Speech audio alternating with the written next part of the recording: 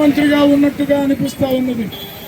నరేంద్ర మోడీ ఏమి చెబితే అది జగన్మోహన్ రెడ్డి అమలు జరుపుతున్నాడు, పవన్ కళ్యాణ్ అమలు జరుపుతున్నాడు, జగన్మోహన్ రెడ్డి అమలు జరుపుతున్నాడు. ఇవాళ బీజేపీ ఆదేశాలతోటి ఇక్కడ అమలవుతున్నటువంటి రాక్షస విధానాలన్నీ ప్రజా వ్యతిరేక విధానాలే. ఇవాళ వివిధ రూపాల్లో ప్రజలపైన భారాలు మోపుతున్నటువంటి ఎన్డీఏ ప్రభుత్వం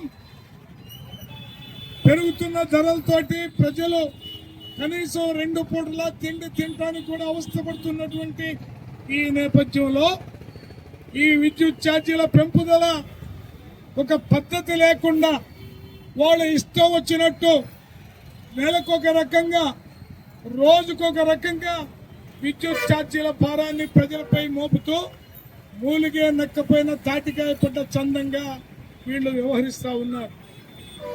ఇదే ముఖ్యమంత్రి, ఆ ముఖ్యమంత్రి తనయుడు లోకేష్ ఈ ఎన్డీఏలో ఉన్నటువంటి అనేక మంది గత ప్రభుత్వం సెకీతో ఒప్పందం చేసుకుని విద్యుత్ ఛార్జీలు పెంచితే దానిపైన వామపక్ష పార్టీలు ఆందోళన చేస్తున్నప్పుడు మన ఆందోళన దగ్గరికి వచ్చి వాళ్ళు సందేశాలు ఇస్తూ మేము అధికారంలోకి వస్తే ఎట్టి పరిస్థితుల్లో కూడా విద్యుత్ ఛార్జీలు పెంచమని చెప్పడం అనేది జరిగింది.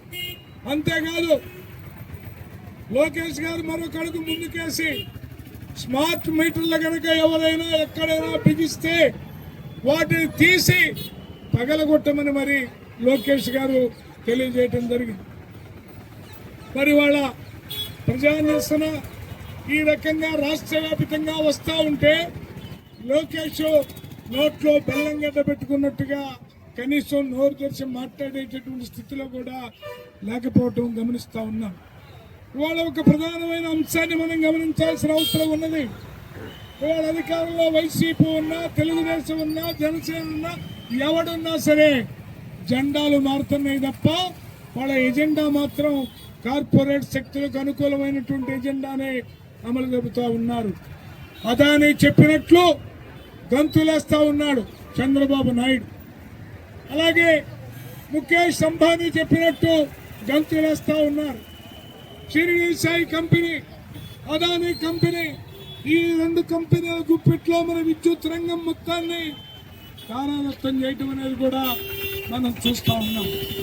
అందుకనే ఈ సందర్భంగా ఈ అమరవీరుల సాక్షిగా విద్యుత్ పోరాటాన్ని మళ్ళీ మనం తీవ్ర స్థాయిలో ప్రారంభించాల్సినటువంటి అవసరం ఉన్నది.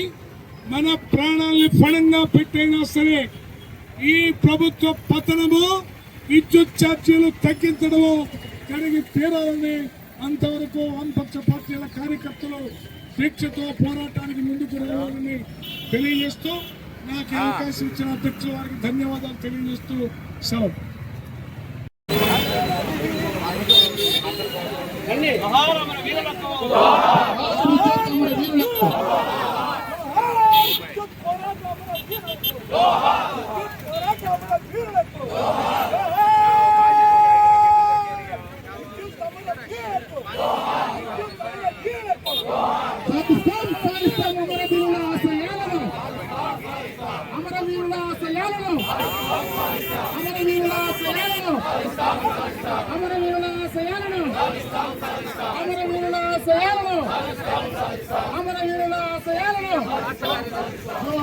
విద్యుత్ అమర వీరులకు, విద్యుత్ అమర వీరులకు